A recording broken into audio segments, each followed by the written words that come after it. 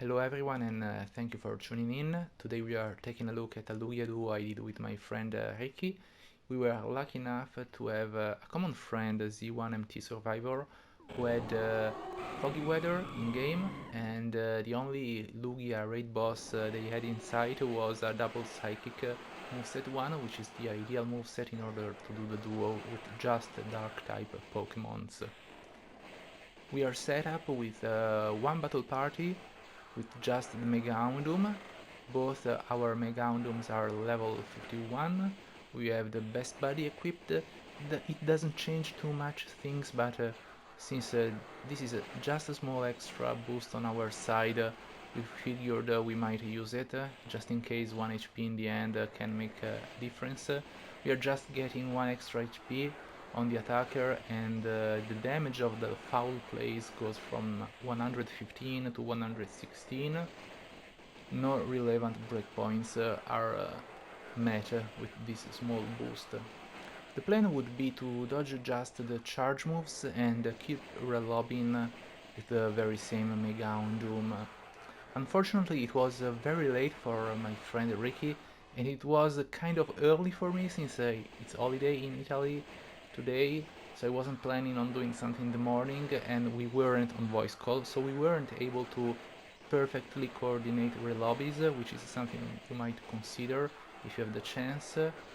So you'll see that in the end we will have desynced relobbies. My gameplay is in the middle part of the screen as always, and Ricky gameplays is on the left side. Now Ricky is fainting now. This is the first relobby for him. He will overall relobby 3 times, whereas I will do that 2 times. The time for a relobby process is usually between 5 seconds and 10 seconds nowadays. The game received an update a few months ago where animations were made smoother. There you can see our host avatar in the lobby, because there is a glitch in the game, of course, where if the raid is hosted by a third player, they will show up in the lobby. Now we are in the raid fight. You see that there's the number 2 under the raid timer. That means that there's just 2 players actually playing the raid. But when you go back to the lobby, the avatar of the host appears. We got a yellow flip at around 157, which is a good yellow flip. This was the second run we did on the first and only foggy Lugia raid boss we managed to find. The previous run had a yellow flip that was around 10 seconds lower. Now the thing is, with desynced relobbies, you are making sure one player stays in the raid fight, thus preventing the HP regen bug from occurring, but on the other hand you are basically adding up several small time windows where you have just one player that is in the raid fight and it's not getting any mega boost from the raid partner. So whether one or the other strategy is the best, it depends on the raid matchup.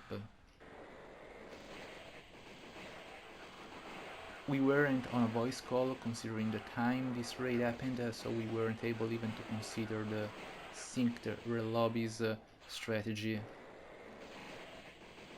Now the red flip happens at around 88 seconds. It's a very good red flip.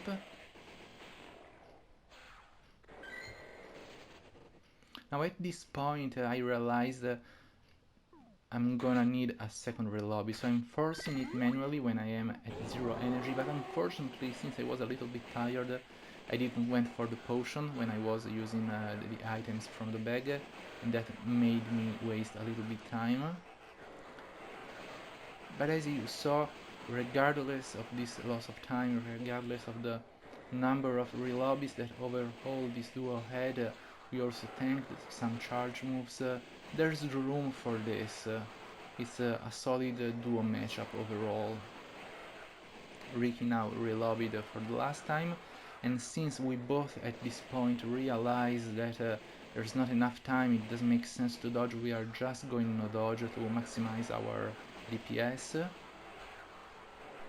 On the right side of the screen you can see the data I pulled from the Poke Battler simulations. I will also put links in the video description. As expected, we are getting a lower time to win on no dodge scenario. We are talking about 20 seconds difference, but we are also getting a very big difference in feints. Basically, no dodge gives you 2 times the feints, and this most likely tells us that going completely no dodge in this raid matchup is not a viable strategy. Dodging will be needed, but dodging fast moves, on the other hand, will be a waste of time. We are talking mainly about dodging charge moves, and since the feints of the DSP sims are 3.4, it means that 2 relobbies are the minimum for each player. So there's room for tanking a little bit, there's room for phantoms and doing some small mistakes when doing the relobby process. Here's the catch.